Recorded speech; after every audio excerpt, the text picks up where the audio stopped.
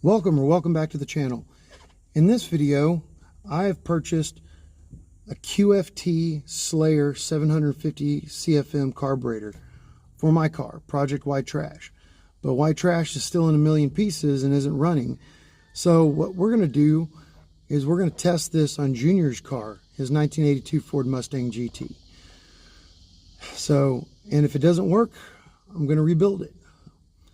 What are the odds of this working, boy? If you built it, absolutely zero. It's not very nice. But it's true. You're a terrible son. Yeah. As with my other videos lately, I started this, I think 3 or 4 months ago. I think early May, and it's late August now.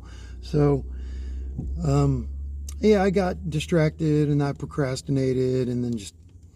Anyway, started this a few months ago, and let's see how this goes today.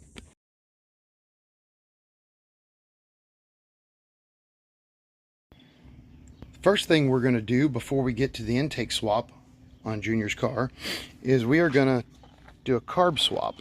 Now this is not going to be a permanent carburetor swap.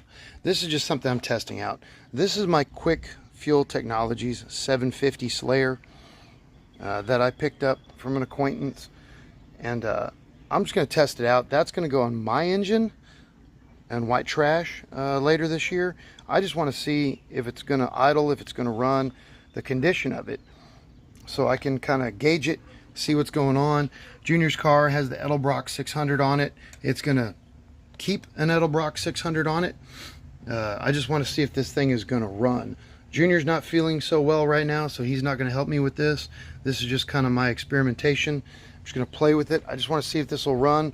Whether it runs great or doesn't run at all, the Edelbrock's going right back on it. All right, I think the quick fuel time carburetor is pretty much ready to go. Got my transfer slot set, idle air screws roughly set. They were about 3/4 of a turnout. I turned them out to 1 full turnout. It hasn't run in a little while. It was running recently, but it's completely different engine. It's been sitting on a shelf for a little bit. I mainly want to see what all is going to leak and what all is going to actually, what's going to hold gas, and if the bowls are stuck or what I need to do with the needles and seats. I'm gonna have to put Junior's gauge on here for a little bit because I don't have an extra one, but I had to go out and buy the fuel log adapters and this plug here. Hopefully none of it leaks. A couple little things that I forgot from the Holley that irritate me is that Holley only offers one big vacuum port down on the bottom, one big manifold vacuum port. So I had to hook my brakes and my oil catch can up to it, rerun some stuff. Kind of annoying. Edelbrock has 2. The other one is I had to rerun the fuel line.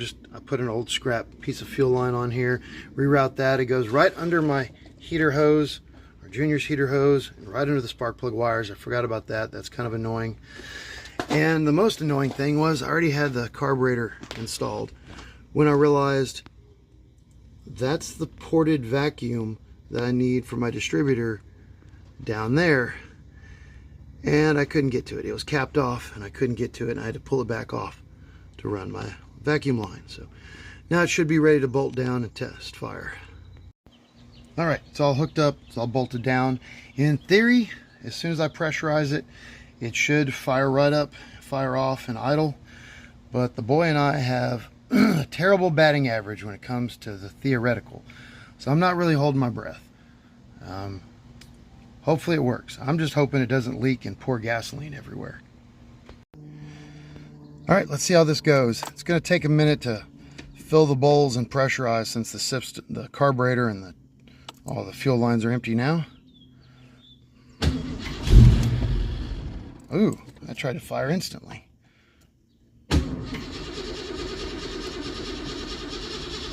Come on, baby. That's not so good. Let's go check the carburetor. All right, I had some leaks up here on the fuel log where it goes in the carburetor, but I think I've got them stopped now. I was just too soft on those connectors. I was trying to not ugga-dugga them and break anything, so they weren't threaded deep enough.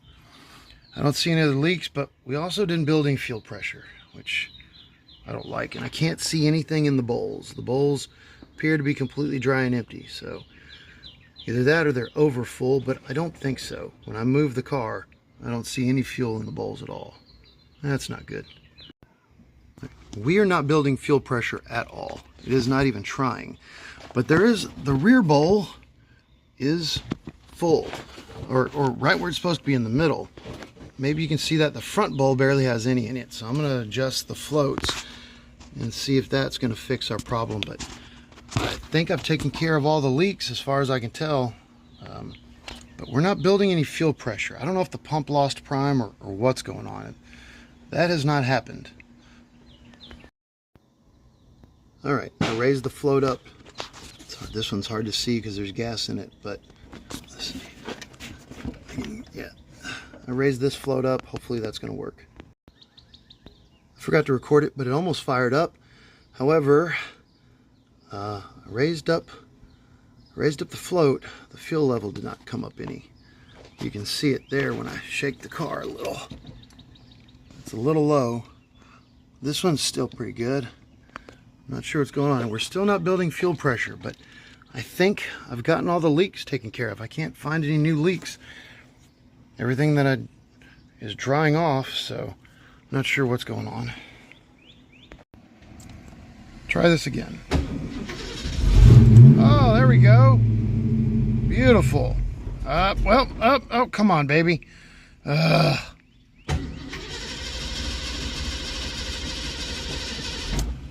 Okay, weird.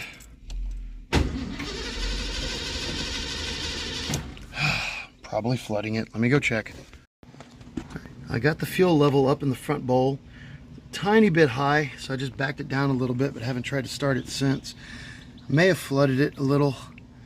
We're still not building any fuel pressure. And it seems I've got all the leaks under control, so I'm not sure what's going on. It fired up for a couple of seconds and then immediately died out. Well, that's a problem. Yeah, but it's definitely flooding. The rear bowl is now overfilled and overflowing and just dumping gas in. I thought it was sounding pretty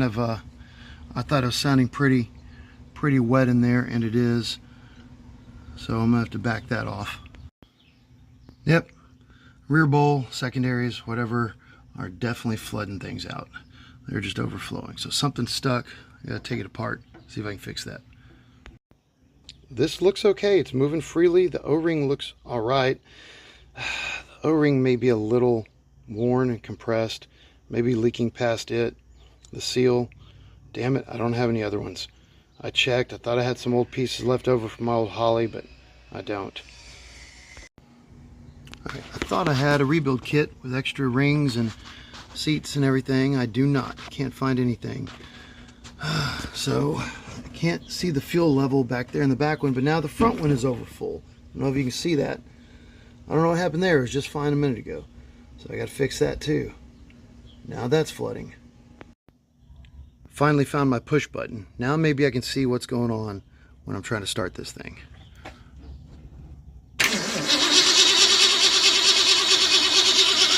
Whoa, whoa, whoa, whoa, whoa, massive flooding. Come on. Oh yeah, okay, so that rear bowl is just gone crazy. So is the front bowl now. So I guess it's gonna be a failed experiment. I'm probably gonna need a full rebuild kit for this thing. I mean, I kind of assumed I would, but I'd hoped I wouldn't. All right, the experiment was a complete failure. Not really a big deal. I sort of assumed that would be the case. I just thought I'd try it. I was hoping to be pleasantly surprised that it would just fire up and idle. Should have known better. So as it gets closer to getting the engine together, I'll just I'll just order a rebuild kit and I'll rebuild everything and start over from scratch. Old Reliable's back on. And I shouldn't have said that. I probably just jinxed myself. Here's hoping and praying it just starts up.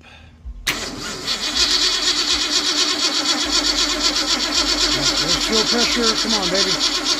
Come on, baby. Damn it. That's not good.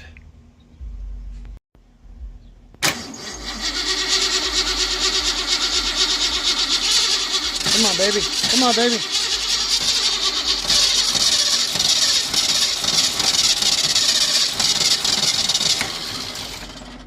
Ugh.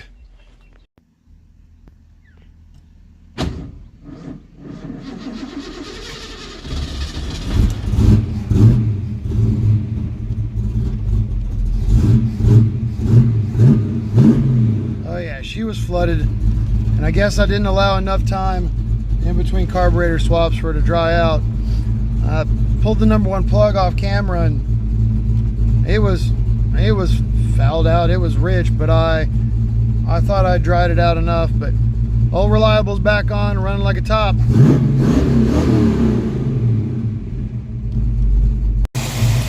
Good old Edelbrock. I don't care what anyone says. This thing's been awesome. Idling like a champ.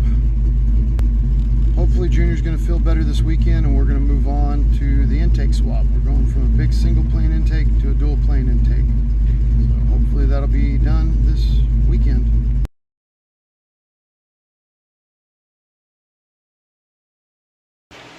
While it has been mere seconds for you, it has been months for us. 3 months to be precise. I'm finally remembering that I have this carburetor that I need to fix. And I went down today and got a 4160 rebuild kit. It took me a while. First off, I forgot it. Then I got frustrated because there's some information online that says that QFT Slayer has its own special rebuild kit. Then I later found out it's just a 4160 rebuild kit. I should be good to go. So I'm going to try to fix this thing. Sadly, it won't be right this moment. But I do have the rebuild kit, so now I can take my time and get this fixed and hopefully test it here real soon. Alright, it's finally time to do the thing. Got my rebuild kit, and let's see what damage I can do. Seem to remember thinking it was just the needle in the seats, but I don't recall, and I'm not sure what else could be wrong with it, so I'm just going to go ahead and take the entire thing apart and start from scratch and just do a full rebuild since I have the kit. This is not an instructional video, and I'm not going to do a play-by-play, second-by-second rebuild. I just want to show you this. You can see the difference between the old one on the right and the new one on the left, how much wider that gasket is. Really, QFT, star drive? Come on, man. I don't remember my other carburetors having stars in them. The internet said that this would take a standard 4160 rebuild kit, but this kit does not come with this gasket at all. That appears to be different than my previous 4160 carburetors, and I do not have one of those gaskets anywhere. So hopefully it's good enough, because it's going to be staying. That's annoying. Alright, this gasket is not an exact match, but it's like 99% the same. I think that will work just fine. And even though I don't believe it was leaking, this gasket is pretty worn, so I'm going to go ahead and swap it. Oh yeah, this thing's horribly brittle and cracked. Starting to come apart. We're going to go ahead and say that that fits. This plate was a real fight to get off of there. Oh my god. It's been driving me crazy for a while. Now I hope I've got that gasket. The power valve appears to be in pretty good working order. It is a 10.5. I think this says 6. It's really hard to see down in there. But I think, yeah, that's a 6. I'm going to try it, see how it does. That appears to match. Good deal. I did not get a new accelerator pump spring. I mean, this one feels fine, but I could have sworn that was part of the rebuild kit. But I have checked and double checked and triple checked, and I did not get an accelerator spring. Let's see. Nope, no accelerator pump spring. Oh well. The old accelerator pump's pretty dry and crumbly compared to the new one. That was a nightmare. I am trying to get the choke off of here, and you can see what I had to, those screws. This thing was on here so tight, it just ripped these screws out. I did vice grips on the outside of them to spin them. I can't believe the guy I bought this from would do that. He should know better. But I've got to get this off so I can get to the vacuum secondary and change it out. This damn near killed me. Man, that was horrible. I'm about to put them back in hand tight because I don't have any others right now. And this is why we check our progress as we go. I completely forgot to check on the vacuum secondaries to make sure they were working, and I put the choke back on, and the vacuum secondaries do not work at all. They are completely immobile. So I've got to take it back apart and figure out what I did wrong. Don't even know what I did wrong, but took it apart, put it back together, and everything freely moves now. So we're good to go. I almost forgot about the base plate gasket, but it was filthy in here. So cleaned it all up, a little bit of carburetor cleaner. About to put it back together, and that should do it. I can't believe I just did that. I put this thing together so meticulously, so carefully. And when I was putting it back together, the gasket slipped off the plate and fell into the throttle blades. And I opened the throttle blades to test it and felt resistance and realized what I'd done. And I ripped up my gasket. Awesome. Pretty sure there's not another one of these in this kit. I found another gasket that I'm pretty sure is supposed to be a direct replacement for this one, but it just doesn't line up on the carburetor. I know it's hard to see, but those holes right there just do not line up. I can't get it to sit flush on there. If the pin sits flush on that side, it curls up on this side. The hole is just like a millimeter off. I think we all knew where this was going. I reamed out these two pinholes just ever so slightly on each side, like a millimeter, and put this gasket on, and I'm going to put it back together. Wow, Holly really gives some detailed instructions on how to rebuild a carburetor. It's too bad I didn't see it till in the bottom of the box till after I was done, but that's still pretty cool. Wait a minute, why does that say Edelbrock? Edelbrock isn't owned by Holly or QFT. What on earth? Might explain some of the fitment of some of these parts. Weird. Oh well. Oh, apparently it's an Edelbrock rebuild kit for a Holly. Didn't even notice before. Okay. All right, this thing is ready to rock and roll. It's moving freely. Everything feels good. Everything looks good. In theory, I should be able to just bolt this on Junior's car tomorrow, and it should just fire right off.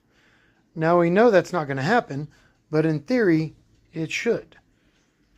I would try it right now. I really want to try it right now, but it's late and it's dark, and I'll do it tomorrow. All right, let's do this. I have a slave to help me remove the carburetor today. All right, the QFT is going on. Assuming it starts and runs and drives and everything, we're going to take the Edelbrock with us and all the tools to swap it back just in case. Going to bring old Reliable just in case this doesn't work out. I've got my transfer slots started at a perfect square, and I've got my floats kind of set high to start, and then I'll adjust them, or I've got them set low to start actually, the fuel level low. And assuming we don't have any leaks and no problems, then I'll slowly raise them up because the needle and seats are what was giving us problems before. It's going to take a second for the fuel pump to get any fuel up in the car, but we're ready to give it a try. All right, go ahead. It doesn't have fuel yet. Keep trying.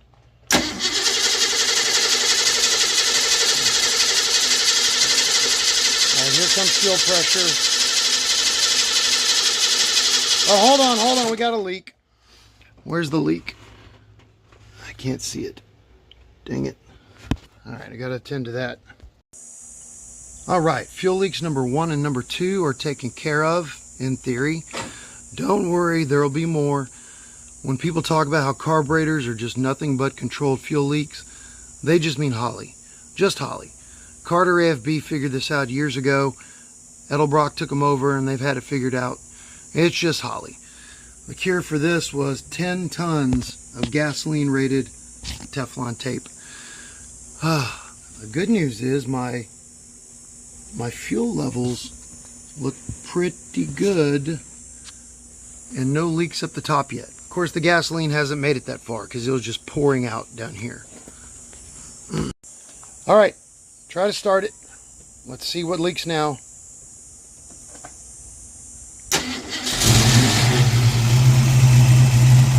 Whoa! Oh my God, it fired up. Fuel pressure. Hey, it's running and idling and doing the things. Oh my God.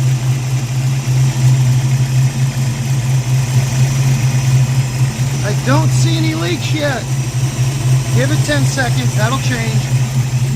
Rev it up a little bit, buddy. Oh my gosh. Dang, this might be test drivable. Can't believe it. I had another fuel leak from this unused port over here, but I tightened the plug and it stopped. It's holding a pretty good idle. The only issue I'm having is it's idling a little high. When I back down the idle screw, it doesn't really get a lot better. It's getting a little better now. Kind of the lowest it'll go is 1,000 RPMs. All right, I've checked it for leaks a dozen times over. I haven't seen a drip in a while. We are going to throw the air cleaner on it and go test drive it, see how it goes. We do not have the proper length stud to fit this thing. The Edelbrock one is way too tall, so we're just going to have to run it without the air filter. I cannot find a bolt that will fit this thing to hold this down. The idle has suddenly idled down a couple of hundred RPMs more than I wanted all of a sudden. Now I can't seem to get it to raise back up. Fuel levels still look good, so I'm not sure what's going on with it, but we're going to try to test drive it.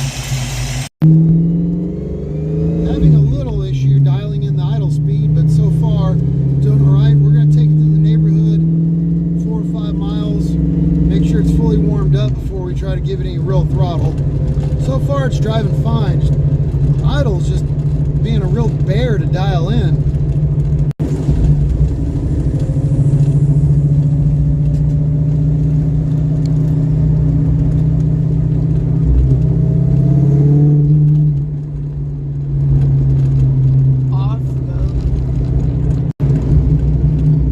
It's driving all right. Got a little bit of stumble down low at 0 throttle input every now and then. Of course, there hasn't been any tuning or anything done to it. Just bolted on, got it to idle, and decided to come drive it. Haven't dipped into the secondaries yet, so it's warm now. We're gonna go out here and hit the highway and give it a couple of full throttle pulls and see how she does.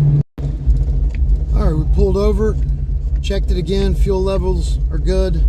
No leaks that I can find, no vacuum leaks, but still having trouble dialing in the idle. It's either 1100 or 700. I want it right in the middle of 900. Idle mixture screws and the air idle, just cannot get it dialed in, but I mean, it's running fine. Let's go see how it does wide open. And as I said that, I revved it up and we're back to 1,000. Don't get it. Pretty good. I like it.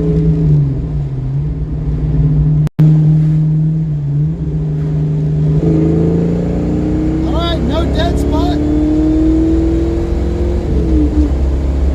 Oh man, that pulled really, really strong. Wow. That felt real good. No dead spots, no nothing. Wow, that third gear pull, that third and fourth gear was stronger than we're used to. There's no dead flat spot.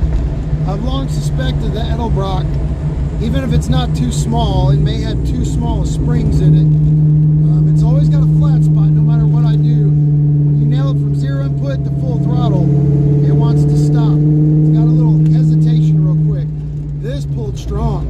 And then off camera I did a 5th gear pull from 0 throttle input to full throttle at like 60 miles per hour, and it pulled strong there also. So this is pulling really, really well. There's 4th gear from 1,000 RPMs up to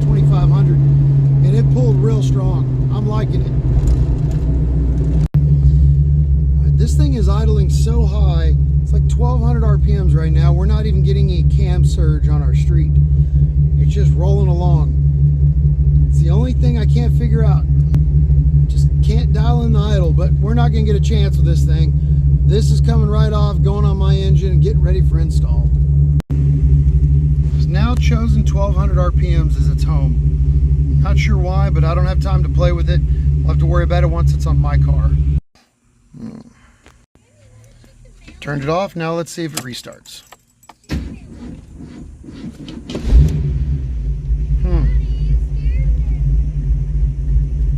All right. Good enough. Forgot to point out earlier that the electric choke seemed to be functioning fine. It was about here when we started it. It's not quite fully open. That might be part of the idle problem. I'm not sure, but anyway, that's going to be a pass. It is coming off and going on my engine. And the QFT is back on my engine where it belongs and where it will live, and ready to roll. And of course, old reliable fired right back up instantly.